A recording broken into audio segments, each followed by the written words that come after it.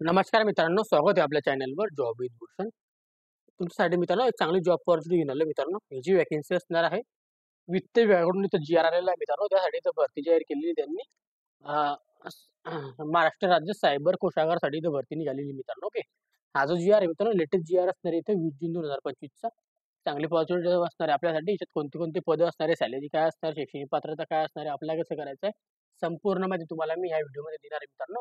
तर तुम्हाला हा व्हिडिओ शेवटपर्यंत नक्की बघायचा आहे आणि चॅनलवर नवीन असेल तर चॅनल सबस्क्राईब करून ठेवायचं आणि बेल आयकॉनला प्रेस करून ठेवायचं आहे मित्रांनो. आणि आपलं Telegram channel, WhatsApp group, Instagram ID, Facebook आयडीला पण फॉलो करून ठेवायचं. चला तर मग सुरू करूया व्हिडिओ. मित्रांनो, ही जी वॅकन्सी असणार आहे केंद्र शासन पुरस्कृत योजना याच्यामध्ये आपल्या प्रणालीमधून राबवण्यात येणाऱ्या स्पार्श प्रणालीमधून राबवण्यासाठी महाराष्ट्र राज्य सायबर कोषगार या कार्यालयाकरता 27 पदे निर्माण करण्याचा हा जी आर आलेला आहे महाराष्ट्र शासनाकडून, वित्त विभागाकडून मित्रांनो. ओके. 20 जून 2025 हा जी आर असणार लेटेस्ट. याच्यामध्ये त्यांनी प्रस्तावना दिलेली, आपण ते जाणून घेऊया मित्रांनो. मित्रांनो, आता केंद्र शासनाने केंद्र शासन पुरस्कृत योजनांनी राज्यांमध्ये अंमलबजावणी करण्यासाठी सध्या प्रचलित असलेली मॉडेल ही कार्यपद्धती अस्तित्वात आणलेली आहे. या कार्यपद्धतीमध्ये केंद्र शासनाने राज्य शासनाचा निधी वितरित केल्यानंतर 30 दिवसाच्या समय मर्यादेमध्ये राज्य शासन व केंद्र शासनाचा संपूर्ण हिस्सा कोषागारातून आहरित करून स्वतंत्र बँक खात्यामध्ये ठेवून तेथून आपल्या PFMS प्रणालीमध्ये खर्च करण्यात येत होता. ओके. त्याच्यानंतर त्यांनी लिहिलं, आता या कार्यपद्धतीमध्ये केंद्र शासन आणि राज्य शासन दोघांचीही निधी दीर्घकाळ केंद्र शासन राज्य शासनाच्या एकत्रित निधी बाहेर राहत असल्याने निदर्शनास आल्यास केंद्र शासनाने 13/7/2023 मध्ये केंद्र पुरस्कृत योजना स्पार्श ही एक कार्यपद्धती उपयोगित तत्वावर लागू करण्याचा निर्णय घेतला आहे. ओके. केंद्र शासनाने देण्यात आलेल्या निर्देशनानुसार SNA स्पर्श स्पर्श कार्यपद्धती फक्त ही केंद्र पुरस्कृत योजनांच्या अंमलबजावणीसाठी निधी भारतीय रिझर्व्ह बँकेच्या ई कुबेर प्रणालीमधून वेळेवर जस्ट इन टाइम वितरित करण्याच्या मुख्य प्रयोजनार्थ महाराष्ट्र राज्य सायबर कोषागार या कार्यालयाची स्थापना वित्त विभागाच्या संदर्भ क्रमांक येथील 23/4/2025 चे रोजीच्या शासन निर्णयामध्ये करण्यात आलेली आहे. प्रस्तुत कार्यालयाचे मुख्यालय मुंबई येथे राहील. ओके.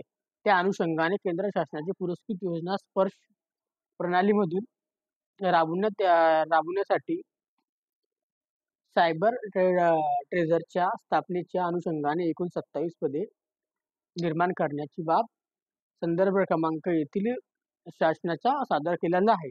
त्यानुसार आता सदर प्रस्तावना उपसमितीने तसेच उच्चस्तरीय सचिव समितीचा मान्यतेसाठी चक्रीय पद्धतीने सादर करण्यास आला असता. त्याच्यामध्ये मित्रांनो, आता सदर प्रस्तावना उपसमितीने तसंच उच्चस्तरीय सचिव समितीने मान्यता प्राप्त झालेली आहे. त्यानुसार केंद्र शासन पुरस्कृत योजना स्पर्श प्रणालीमधून राबवण्यासाठी महाराष्ट्र स्थापन करण्यात आलेल्या राज्य सायबर कोषागार या कार्यालयाची एकूण 27 नवीन पदे निर्माण करण्याची बाब शासनाच्या विचारधारात होती मित्रांनो. ओके. आता शासन निर्णय बघून घेऊया आपण. केंद्र शासन प्रस्तुत योजना स्पर्श प्रणालीमधून राबवण्यासाठी स्थापना करण्यात आलेली आहे. महाराष्ट्र राज्य सायबर कोषागार या कार्यालयात एकूण 27 नवी पदे निर्माण करण्याची मान्यता देण्यात येत आहे. आता याच्यामध्ये दिलेलं आहे, महाराष्ट्र राज्य सायबर कोषागार या कार्यालयातील आवश्यक असणारी पदे, खालील पदे नमूद करण्यात येत आहे मित्रांनो. ओके. पदनाम, वेतन श्रेणी व पदांची संख्या. आता उपसंचालकसाठी इथे S23 सॅलरी बेस असणार आहे. 67,700 पासून 2,08,700 रुपये एवढी सॅलरी त्यांना असणार आहे. एक पद याच्यामध्ये असणार आहे मित्रांनो. ओके. अपर कोषागार अधिकारी, लेखा अधिकारी संवर्गामध्ये त्यांना हे पद असणार आहे. याच्यामध्ये 16 सॅलरी बेस. एकूण 44,900 पासून 1,42,400 एवढी सॅलरी असणार. 4 पदे असणार आहे मित्रांनो. ओके. त्याच्यानंतर सहाय्यक लेखा अधिकारी S15 सॅलरी बेस असणार यांना. यांना सॅलरी असणार 41,800 पासून 1,32,300 इथं 4 पदं आपल्याला बघायला मिळतात. वरिष्ठ लेखपाल S13 सॅलरी असणार आहे 35,400 पासून 1,12,400 एवढी सॅलरी असणार आहे. त्यात एक पद असणार आहे. कनिष्ठ लेखपालसाठी इथे S10 सॅलरी असणार 29,200 पासून 92,300 एवढी सॅलरी असणार. 9 पदे असणार आहे. त्यानंतर लिपिक टंकलेखन S6 सॅलरी बेस असणार आहे 19,900 पासून 63,200 एवढी सॅलरी असणार. 8 पदं असणार आहे. ओके. 19 ते 27 पदे अशा पद्धतीने भरण्यात येणार आहे. ओके. आणि त्याच्यामध्ये मित्रांनो सदर पदांच्या वेतनावर येणारा खर्च लेखाशीर्षकातील खर्ची टाकण्याचा यावा वर्षाच्या वित्तीय अनुदानातून भागवण्यात यावा मित्रांनो. सदर आता शासन निर्णय इथं दिलेला आहे. उच्चस्तरीय सचिव वित्त विभागाकडून आलेला आहे मित्रांनो. ओके. आता अशा प्रकारचा हा जी आर आलेला आहे मित्रांनो. चांगली फॉर्च्युनर असणार आहे 27 पदे असणार आहे. याची अप्लाय करण्याची नोटिफिकेशन आलेली नाही मित्रांनो. जशी याची नोटिफिकेशन अप्लाय करायची लगेचच तुमच्यासोबत फुल व्हिडिओ बनवून आणणार मित्रांनो. ओके.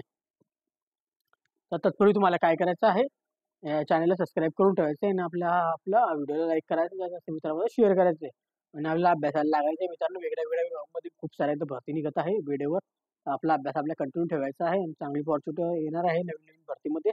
खूप साऱ्या असे जी आर इथं पास होतात मित्रांनो, तर लवकर त्यांची भरती पण जाहीर होणार आहे. ओके.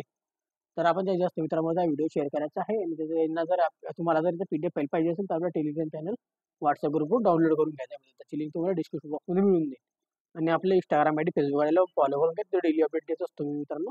तिथे पण आपल्याला फॉलो करायला विसरू नका आणि चॅनलवर नवीन असेल चॅनल सबस्क्राईब करून ठेवायचं. जास्त मित्रांमध्ये शेअर करायचं आहे. व्हिडिओ आवडला लाईक करा. डाऊट असेल तर कमेंट बॉक्समध्ये कमेंट करा. ओके. अशा जॉब ऑपॉर्च्युनिटीसाठी आपण आता भेटूया नेक्स्ट व्हिडिओमध्ये. तोपर्यंत चॅनलला सबस्क्राईब करून ठेवायचं, बेल आयकॉनला प्रेस करून ठेवायचं. भेटूया नेक्स्ट व्हिडिओमध्ये. जय हिंद.